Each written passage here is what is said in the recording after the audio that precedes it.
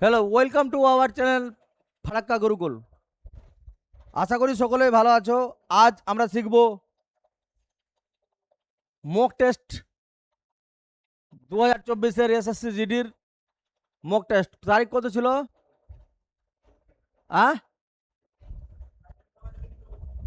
23শে ফেব্রুয়ারি shift two 22শে ফেব্রুয়ারি শিফট টু। তোমাদের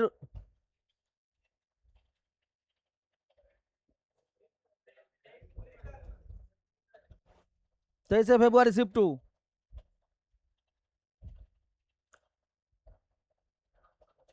20-তে 20 অঙ্কতে পাবে, তখনই তোমার সাকসেস। কিন্তু 20-তে 20 অনেকে পাচ্ছে না কেন, আমি বুঝতে পারছি না। 23শে ফেব্রুয়ারি শিফট টু।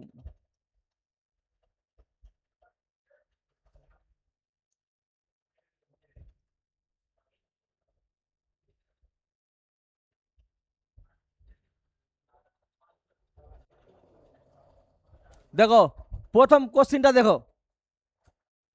অভিজিতের করা ঠিক হয়েছে 13টা। তোমাদের আরো কিছু ঠিক করতে হবে, ঠিক আছে? তবে অঙ্ক ভালো হবে। বাংলা করে নিলাম।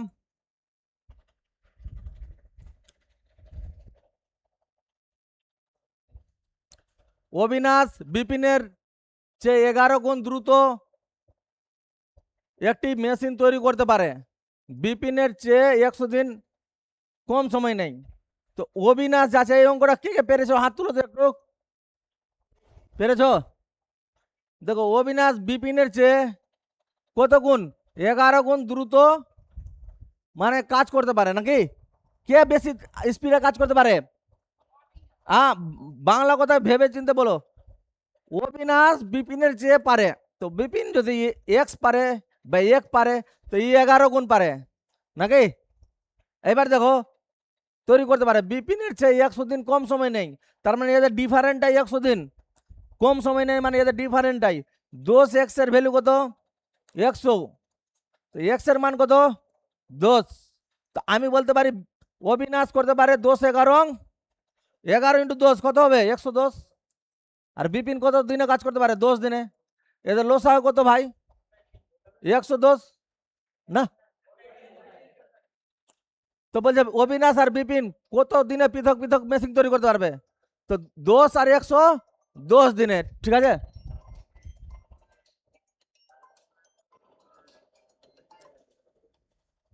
হ্যালো,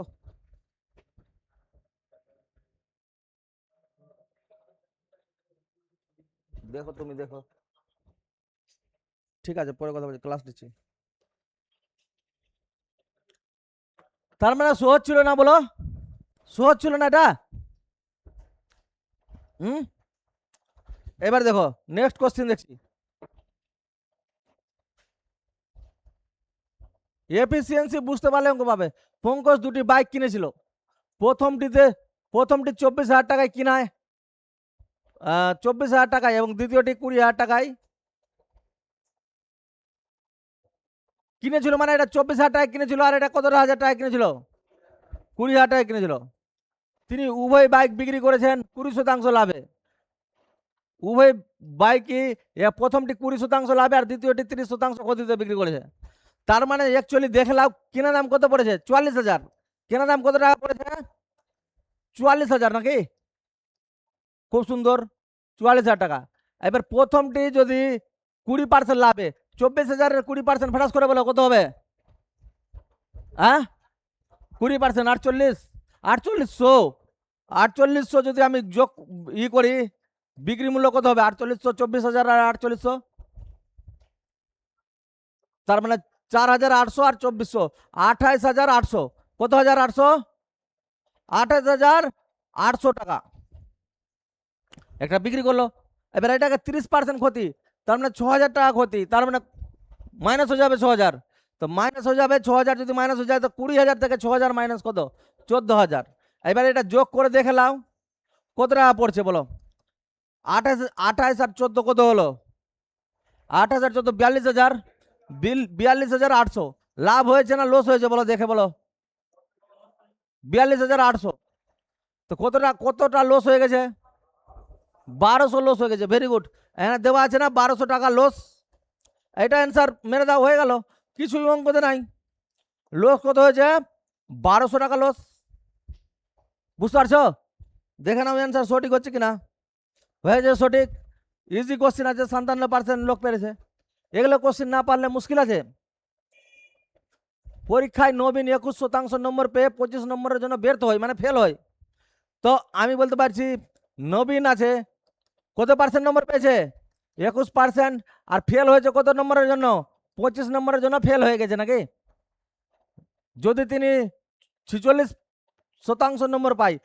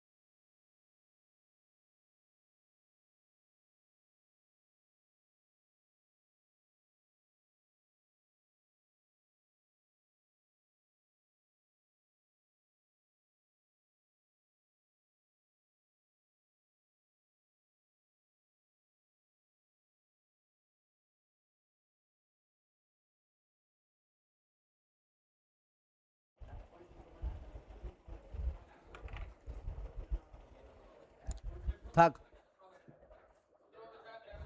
আ 5 17।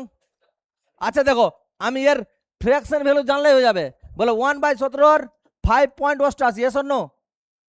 কাছাকাছি দিতে হবে 5.88, তার মানে এর 3 গুণা, 3 5 15, আর এদিকে 3 8 24, মানে 2, তো 17 পয়েন্ট সামথিং কিছু হবে। 17 পয়েন্ট একটা আছে, চলো। আর তুমি যদি ভাগ করতে লেগে যাও তো পাগল হয়ে যাবা।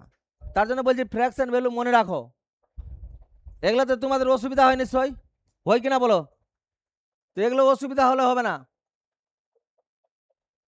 এটা পেরেছিলা? দেখো 5 আছে বাই 9 নাকি, প্লাস 3 বাই কত 9, 9 হলো লসাগু, 5 3 8, 8/9, ঠিক আছে কিনা? হ্যাঁ,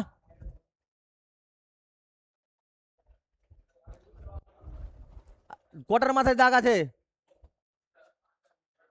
5/9, তারপরে কি 3/9। এবার এদের লসাগু কত 9, আর 5 3 কত? হ্যাঁ, উপরে 12 আছে তার জন্য, ঠিক আছে? 12 আছে, জোটার মাথায় 12 থাকবে তো ওটা 9 নিতে হবে। বুঝতে পেরেছো?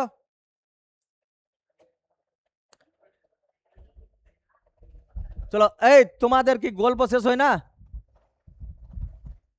চলো, এক্স ওয়াই জেড তিনটি সংখ্যার গড় 54, কত কত বললাম? তো 3 দিয়ে একে গুণ করতে হবে, 3 8 3 5 15 আর 162। এক্স ওয়াই জেড এর প্লাসে কত হবে?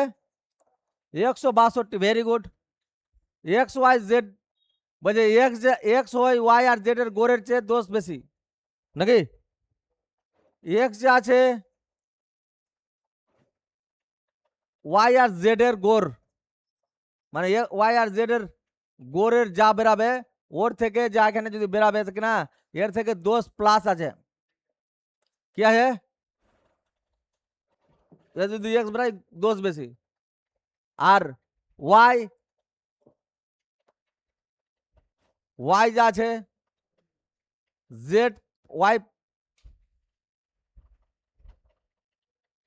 ওয়াই এর মান যে আছে জেড আর ওয়াই এর গড়ের চেয়ে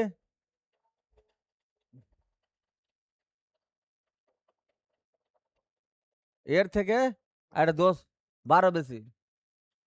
এক্স জেড এর মধ্যে পার্থক্য কত?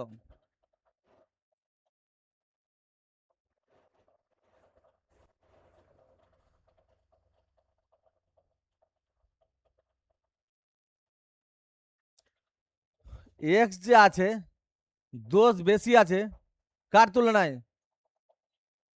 আ ওয়াই এবং জেড এর গড়ের তুলনায় নাকি? গড় মানে এটার থেকে 10 বেশি আছে, এটা এর সঙ্গে 2x প্লাস 10 সমান সমান ওয়াই প্লাস জেড নাকি? এইটা একটু মাথায় রাখতে হবে, স্টার দিয়ে দিলাম। হ্যাঁ, এবার ওয়াই যা আছে ওয়াই যা আছে ওয়াই সমান সমান এক্স আর জেড এর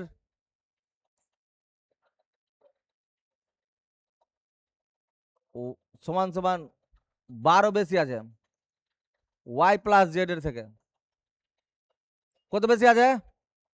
গড়ের থেকে 12 বেশি, তো 2y সমান সমান 24।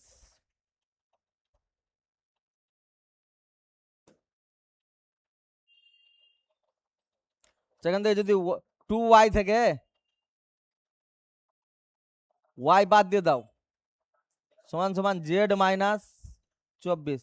ওয়াই এর মান কত বেরালো? Z minus 24। এরকম করে মান বের করে করে বসাতে হবে।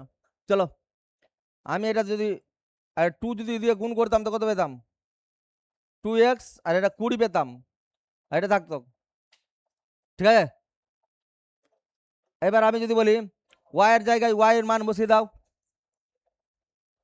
ওয়াই এর মান কত আছে? জেড মাইনাস 24, ওয়াই এর মান বসিয়ে দিলাম।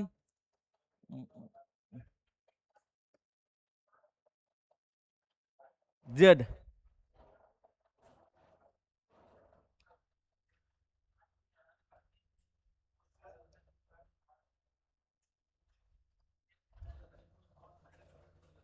2z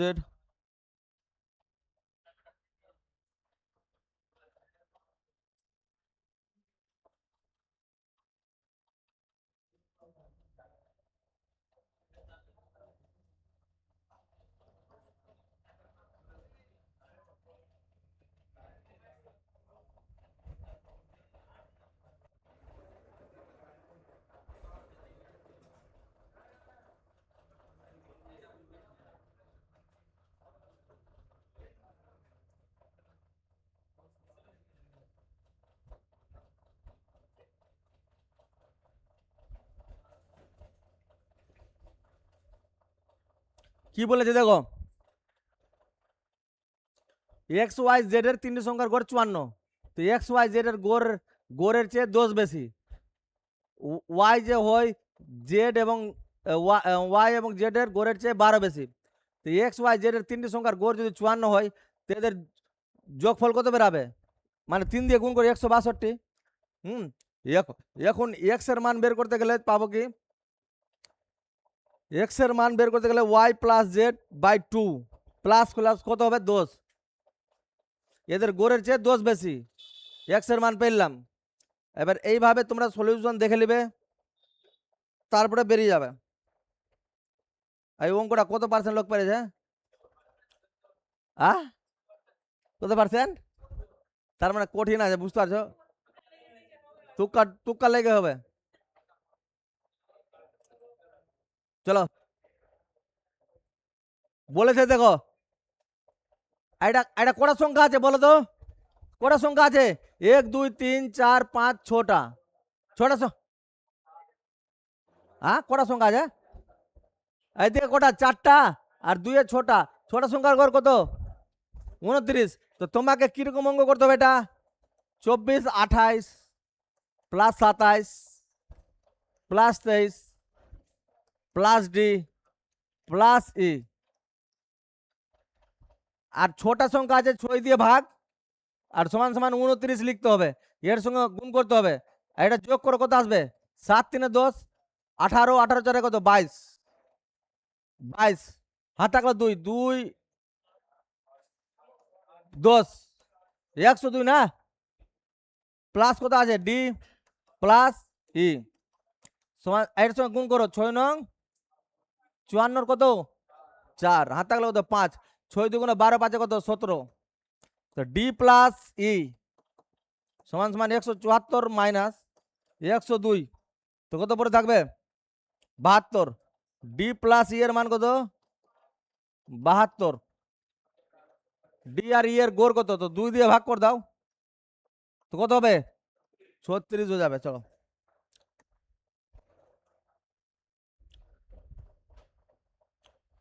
নিম্নলিখিত সংখ্যাগুলির মধ্যে 8 দ্বারা ভাগ যাবে কোনটা? যাবে না, আর যাবে যদি পড়লা তো শেষ। তো এটা 8 12 96, 8 একে 8 যাবে, 8 একে 8, 8 12 96 যাবে, এটা 8 দিয়ে যাবে, তো এটাই যাচ্ছে না 8 দিয়ে, নাকি? তো অ্যান্সার কি মারবো? 4, নাকি? সোজা ছিল। ধার্য মূল্যের একের 4 অংশ বিক্রয় মূল্যের এতের সমান। এটা কি বলে দেখো, এটা অঙ্কটা খুবই সোজা, বুঝতে পারলে খুবই সোজা। মার্কেট প্রাইসের 1/4 ভাগ সমান সমান বিক্রয় মূল্যের 2/3 ভাগের সমান বলেছে না? তো এর সঙ্গে কি হবে? 3 MP সমান সমান এর সঙ্গে গুণ হয়ে যাবে 8 SP। চলো মার্কেট প্রাইস কত হয়ে যাবে বলো? 8, আর বিক্রয় মূল্য কত হয়ে যাবে? 3, ছাড় কত?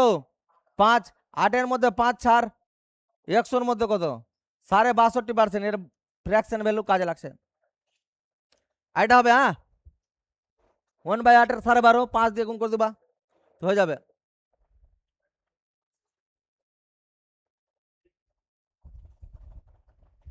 গল্প করছো? গল্প কেন করছো? কোনো প্রশ্ন আছে তো এর দিকে জিজ্ঞেস করো। 120 লিটার মিশ্রণের জল আর দুধের অনুপাত কত? তো 120 লিটার মিশ্রণ আছে, জল আর দুধের অনুপাত হয়ে গেল 5:7। 7 5 12 মান কত বলেছে? 7 5 12 ভ্যালু কত? 120 x এর মান কত 10, তো এটা 50 লিটার জল আছে, তো 70 লিটার কি দুধ আছে। তো 1:1 যদি করতে হয়, যদি এইদিকে 1 করতে হয় তো এইদিকেও 1 করতে হয়, তো কত লিটার জল মিশাতে হবে? তো বলবো 20 লিটার, এইদিকেও 70 হবে, এইদিকেও 70 হবে, দেখেই বলা যাবে। তো 20 লিটার জল মিশাতে হবে, কত লিটার?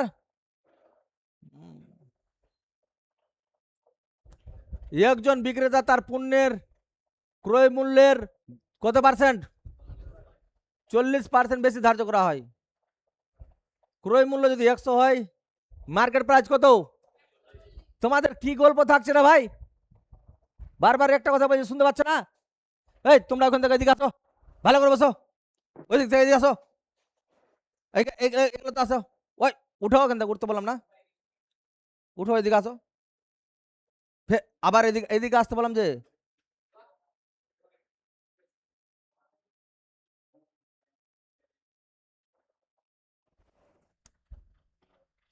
কত বেশি ধার্য করেছে? 140%। যদি সে 30% ছাড় দেয়, 30% ছাড় 42 টাকা ছাড় দিয়ে দিল, ডিসকাউন্ট কত টাকা ছাড় দিচ্ছে? 42 টাকা ডিসকাউন্ট দিয়ে দিলে তার 98 টাকা বিক্রি করবে। তবে কত টাকা বিক্রি করবে? 98 টাকা। লস হয়ে গেল না 2%। দেখতে মাত্র এগুলো অঙ্ক করতে হবে।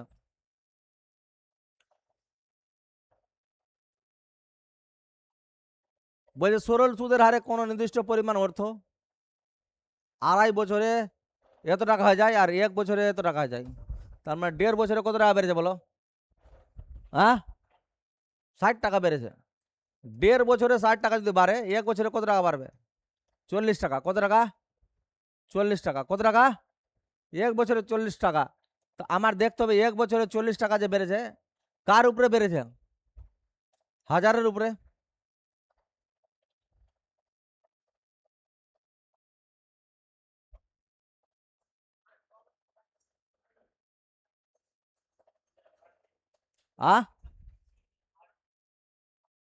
সুদের হারই তো বের করছি, 40 টাকা 1000 টাকার উপরে।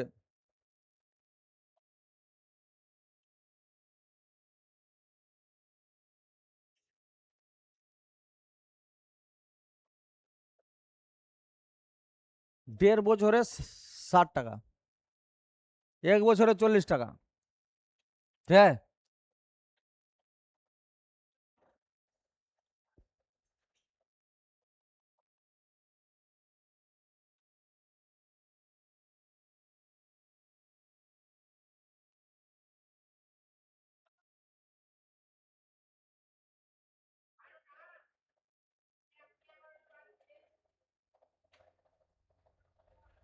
সরল সুদের হারে কোনো নির্দিষ্ট সরল সুদের হারে কোনো নির্দিষ্ট পরিমাণ অর্থ 2.5 বছরে হয়ে গেল 1060 টাকা, নাকি?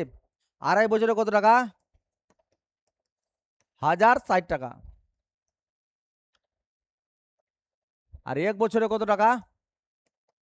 1000 টাকা। 1 বছরটাই পারে লেখো, 1000 টাকা।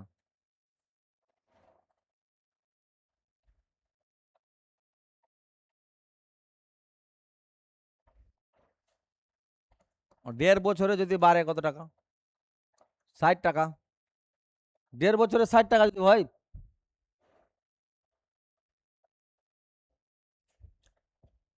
তো 1 বছরে কত বাড়লো? সবসময় 60/15.10 মানে 40 টাকা করে বছরে বাড়ছে।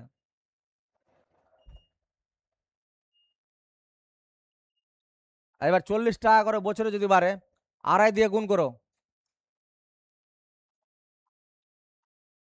2.5 দিয়ে গুণ করলে কত হবে? 100 টাকা। 900 টাকার উপরে বাড়বে। 1000 টাকা থেকে কমিয়ে দিলাম, 900 টাকার উপরে 40 টাকা, 100 কত? 4 নং 4 পয়েন্ট সামথিং আসবে কিছু। ঠিক আছে, বুঝাতে পারলাম না? বুঝতে পারলে না? হ্যাঁ, চলো ভালো করে বুঝিয়ে দিচ্ছি। হ্যাঁ, দেখলাম 2.5 বছরে কত টাকা হয়েছে ভাই, আর 1 বছরে কত টাকা বেড়েছে। তা 2.5 বছরে যদি আমার 1060 টাকা হয়, কত টাকা? আর এক বছরে যদি আমার কত টাকা হয়েছে 1000 টাকা, তা আমার 1.5 বছরে কত বেড়েছে? 1.5 বছরে 60 টাকা বেড়েছে বলতেই পারি। তো এক বছরে কত বেড়েছে সবসময় বের করব, ঠিক আছে? এক বছরে বেড়েছে 1.5 ইন্টু 1, না এটা তো হবে না, পয়েন্ট উঠিয়ে নিলাম 10, 4, 40 টাকা বছরে বেড়েছে। তো 2.5 বছর ধরে যে বেড়েছে কত টাকা বেড়েছে, 2.5 দিয়ে গুণ করবো, তো 100 টাকা বেড়েছে।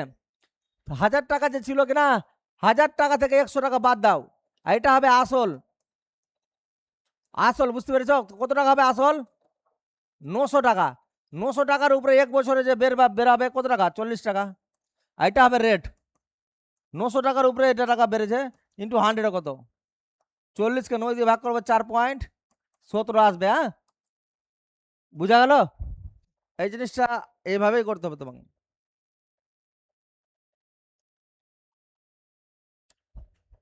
রাজা রামমোহন 17,060 টাকা এত ভাগ করে নেওয়া হয়। মোহনের ভাগ কত? তো আমি এটা সোজা 17,600 টাকা, এদের 7 6 13 আর 9 কত? 22, 22 দিয়ে ভাগ করব। আর মোহনের মোহনের মানটা কত আছে? 9, 9 দিয়ে গুণ, 8 9 7200, সোজা আছে। এই যে রোম্বস দিয়ে দিয়েছে, দেখো রোম্বস, আমি তোমাকে রোম্বস লিখেছিলাম, রোম্বস বলে কোনো জিনিস লিখেছিলাম, আর এটা ডায়াগোনাল 1 ডায়াগোনাল 2। তো এরিয়া কি আছে বলো? Area half into d1 into d2 নাকি? পেরিমিটার কি ছিল ভাই? খুবই সোজা, খুবই সোজা, 4a। রোম্বসটির ক্ষেত্রফল চেয়েছিল, তাই এটা দুটো যদি আমি দেওয়াই আছে তো সব থেকে সোজা, রুলস জানলে তো সোজা আছে। তো এরিয়া রুলস কি লাগবে? Half into 10 into 30। তো বলো এইটা যদি না করতে পারি তো কাজ কি হবে? 5 3 1500, 150 কে সলভ। আর বলছে মেন সুরেশনের অঙ্ক পারি না, না পারার রিজন হলো এটাই যে তোমাকে রুলস লিখে দিয়েছি, রুলস লেখার পরেও জিনিসটা পড়ছো না। খুবই সোজা আছে। চলো সরল বলো, 5 2 কত? 7, 14 মাইনাস 3 ইন্টু 7 বাই 4। বলো 3 7 21, লসাও কত? 4, আর 4 14 56 থেকে 21 বাদ, 5 3, 35 के 4 भाग, 4 8 8.75 একটা। চলো চলো এই অঙ্কটা কি কে পেরেছে হাত তুলো তো একটু। পেরেছো? কিভাবে করেছো? এগুলা এগুলা যোগ করো, খুবই সোজা। কত হবে? 12 11 কত টোটালে, তার মানে এদের গড় হবে 12.5 মানে 50। 50 নাকি? যে বুঝনি ভালো করে বুঝো একটু, সব থেকে ভালো। এটা 50 টাকা এসছে, আর এদিকে কত টাকা আছে? 8 আনা, 8 আনা, 8 আনা আর 8 আনা 2 টাকা, তো কত টাকা হয়ে গেল? 52 টাকা। এবার তুমি যদি ক্যালকুলেশন করো তো মরে যাবা, বুঝতে পারছো? ক্যালকুলেশন না এরকমই করতে হবে, এটা 8 আনা, এটা 8 আনা, এটা 8 আনা, এটা 8 আনা, তো 2 টাকা। আর এদিকে যোগ করলাম ওইগুলা সংখ্যা গেলা, হয়ে গেল কত হবে? 52। খুব সোজা এটা, কেস সলভ। ঠিক আছে,